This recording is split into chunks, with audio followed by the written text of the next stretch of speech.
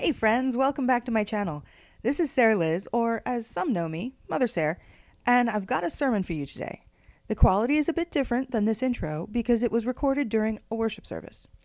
These are audio-only recordings because that's what's manageable at this time. For more details concerning when, where, and what bits of the Bible were being preached on, look to the description below this video. I hope you enjoy the message. Here we go! You know, it takes all kinds in this world. And sometimes we need someone like John the Baptist. Now, the bit in Matthew that we read describes him in the following way. He lived in the wilderness. He wore camel's hair with a rope around as a belt. And he ate wild locusts and honey. And while you and I may say, so, sounds uncomfortable, what we're actually meant to see there, and what the people of the time would have seen in that is, ooh, he's a prophet of old. He's doing all the things that a prophet of old should do. He's living away from people in the wilderness. He's wearing rough camel's hair and just a rope around his waist as a belt. He's eating locusts and wild honey. He is obviously from God. That's what they would have seen.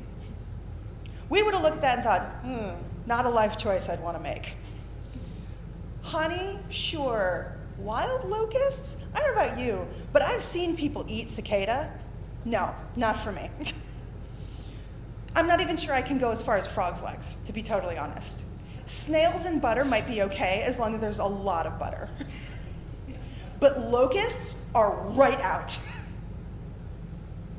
And sometimes we need people who are going to come and yell at us. Sometimes we need people to come to us and say, would you clean up your act? Sometimes we need that.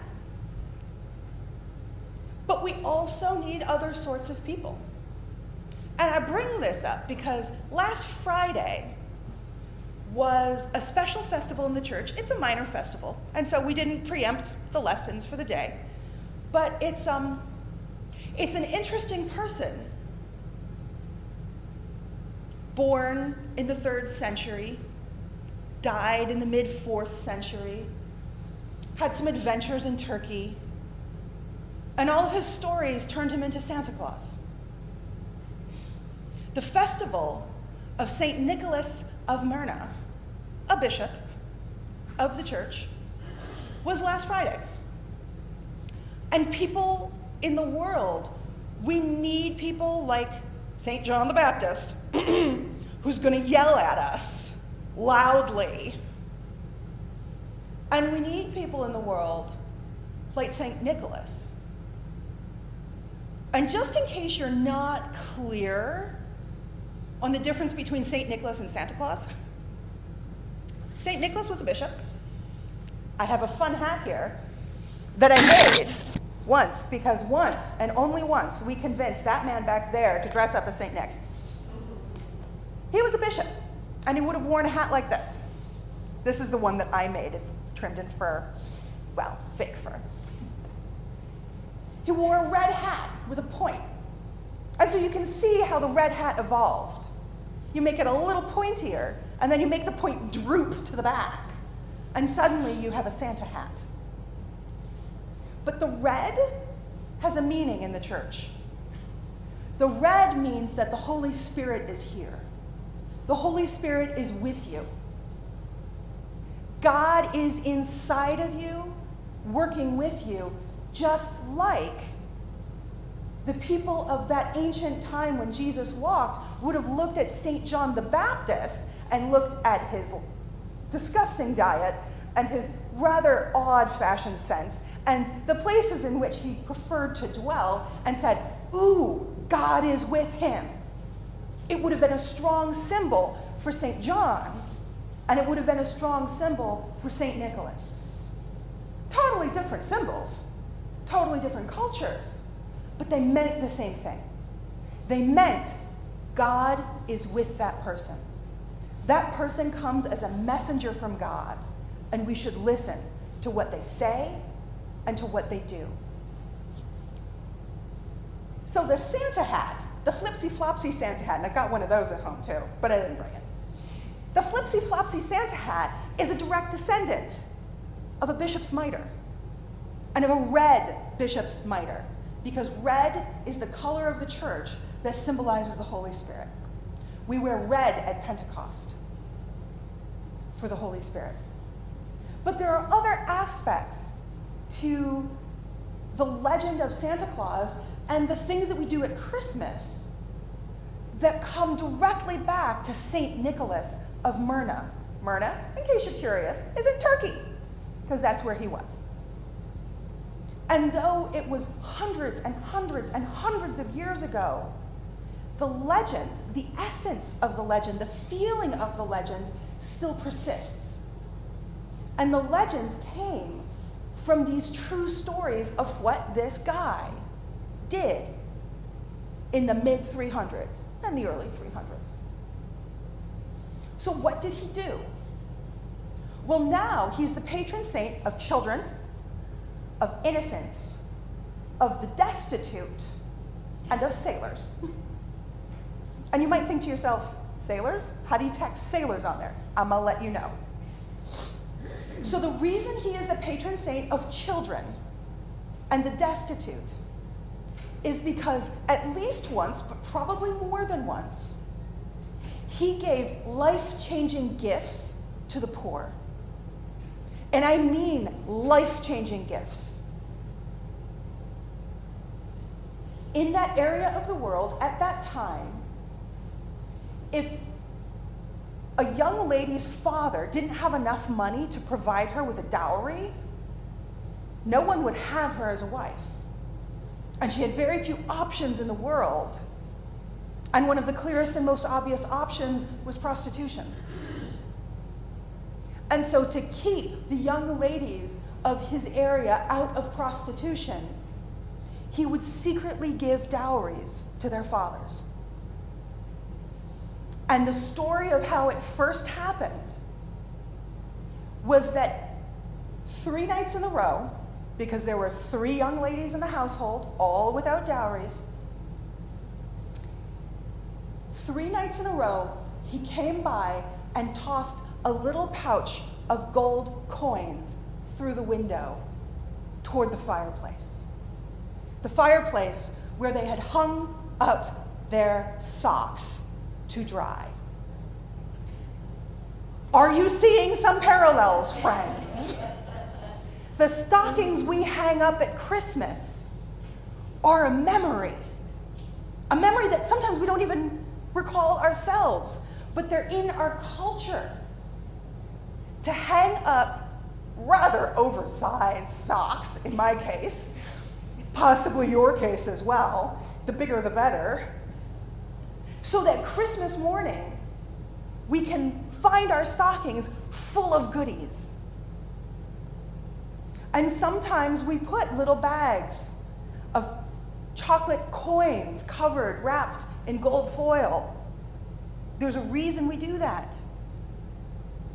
Because Bishop Nicholas did that in Myra. And there's a reason why sometimes we give oranges at Christmas and we put an orange in the stocking. Because if you kind of hold it back and squint, a little pile of gold coins looks an awful lot like an orange. It's about the same color, and if you're lucky, it's about the same size. And so stockings hung on the chimney with care, and gold coins and oranges are all from Bishop Nicholas. And so he had this reputation to help children, to help innocents, to help the destitute by giving them life-changing gifts. Another part of Christmas and all of the things that we do at Christmas that hails directly from this guy, and I wish I had one with me to show you, but bishops are rather particular about not loaning out their shepherd's crook. So all bishops, from the very beginning, carried around a shepherd's crook. You know, big long stick with a hook at the end. And these days, they get rather ornate. They've got fiddly bits and pokey bits and all kinds of symbolism up and down. They're very rarely just a stick of wood with a curled bit at the end. But that's where it came from. And the whole idea of why a shepherd would need a big stick with a hook at the end, well, shepherds were out there all the time with the sheep. It helps to have a big stick to beat off predators, but it helps to have a hook at the end of the big stick because sheep are stupid. And they get themselves into the darndest places. And so very often you have to go rescue a sheep. And you can't always reach. And so it's helpful to have a big long stick with a hook at the end so you can reach out with your big long stick with the hook at the end and pull the sheep out of danger or from wherever it got stuck. Because sheep are stupid. And so the shepherd's crook, totally useful. It's a symbol of how they keep their flocks safe from themselves and from outside danger.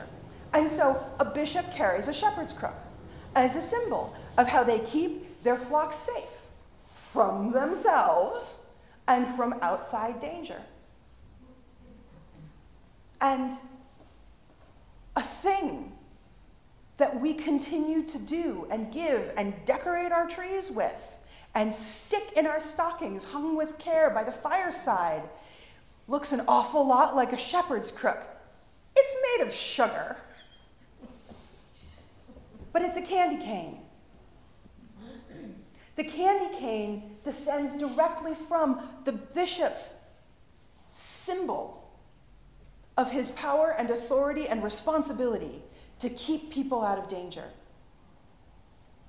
And that was one of the things that Nicholas took very seriously. There was a lot of child slavery and the killing of children for various reasons, including selling them off for meat. Gross, disgusting, terrible. Nicholas didn't like it either. And so there are several different stories about how Nicholas saved children from murder in his area. There's a few where he brought them back to life. That is why he's the patron saint of innocence and children and the destitute. And he saved shipwrecked sailors. Again, this image of a shepherd's crook taking people out of danger and back into safety.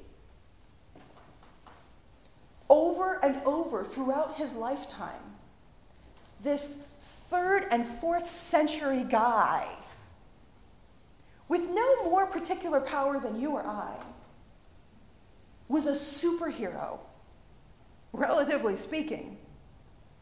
He was a superhero for the people who lived around him.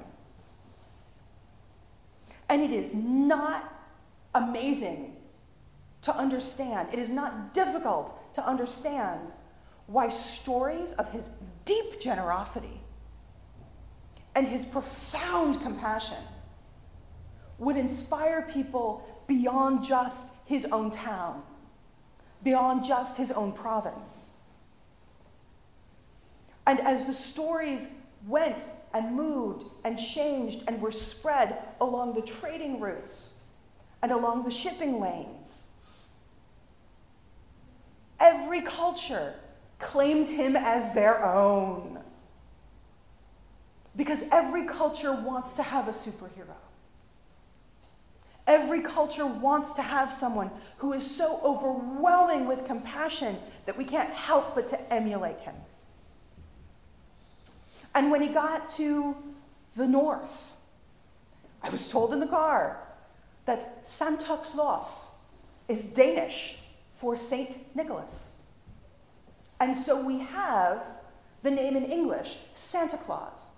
He's not called that in every language. But you can see where this jolly man in red, with his famed generosity, particularly toward children and the innocent and the destitute, you can see where that comes from. And while a lot of our Christmas traditions, including that beautiful thing over there, have pagan roots, nothing to do with Christianity at all. The Christmas tree, decking the halls with boughs of holly, the Yule log, oh, that's all beautifully pagan and we've absorbed it all. Super awesome. But there are aspects of our Christmas traditions that while they don't have a whole lot to do with Jesus himself getting born, they have a whole lot to do with Christians being Christian. And when we look for examples of how to be good people, how to do this thing that Jesus told us to do, living and loving our neighbors as ourselves, and living out this life, we can look for examples in the Bible. We can look at John the Baptist, who was not, I'd like to point out, Christian. We can look at biblical examples, and we can also look just past the Bible to the early Christians who tried to live this out. And it wasn't always pretty, and it didn't always work. And sometimes they got it really right. And my goodness, this hat is hot. But you can see, can't you, where the Santa hat comes from. And I don't know about you, but I can see where the elves come from too, actually, because I was once a deep devotee of Martha Stewart. I know this doesn't seem like it's appropriate, but it is. And I tried to do the things that Martha Stewart does. And I got her magazine, and I watched her on TV, and I was so excited. And I discovered it was actually a little difficult to live like Martha Stewart, and to decorate like Martha Stewart, and to cook like Martha Stewart. And then someone told me, and they really burst my bubble here, that Martha Stewart had 27 assistants. And I thought, well, that explains a lot. I don't have 27 assistants. I have 27 distractions is what I actually have. And so I can see why a community of people who lionized this figure who was a superhero in his own time, and when they tried to emulate him, it's like, wow, this is really difficult. I wonder if he had assistants. He probably has assistants. He's probably got a whole little workshop of elves somewhere. Not into you, but I'd really like to have a little workshop of elves, especially around Christmas time when I'm behind on my knitting. It's rough. But the point here is that we don't have to get sidetracked by the jolly fat man and his little elves. We don't have to get sidetracked by Rudolph the Red-Nosed Reindeer, though he's awesome, and much smaller than your average reindeer actually is in the wild. The truth in the story is about kindness to strangers. The truth in the story is about compassion that goes the extra mile and the mile after that. The truth in the story is about never giving up on the destitute and helping them instead. And so when we do things like the Angel Action program we participate in at Christmas time, and if you don't really know what that is, Angel Action is a fabulous program, and we get names from them of their clients. And we get requests for Christmas presents, and we fulfill it. Lots of communities do this. It's a beautiful thing. And that, my friends, is in the spirit of St. Nicholas, giving gifts to those who cannot afford them themselves. Now, it's not quite a dowry for all of their children, but it's in the spirit of St. Nicholas. Now, is that the spirit of Christmas? Well, maybe, maybe not. In the larger sense, it's absolutely in the spirit of Jesus, loving your neighbor as yourself. And I bring this up partly because, St. Nicholas's feast day just passed. And partly because sometimes hearing about John the Baptist yelling at the Pharisees and the Sadducees, "You brood of vipers," over and over and over, with deep regularity, year by year, it's helpful to remember that he is one example of how to be a good person. And there are other examples of how to be a good person. Hey friends, thanks for listening. Sometimes a sermon can lift us up, and sometimes it can leave us thinking. And sometimes we can walk away seriously challenged. This is totally normal, and you're not alone. We're supposed to be comforted and challenged by God in turns. And today may be your turn. See you next time.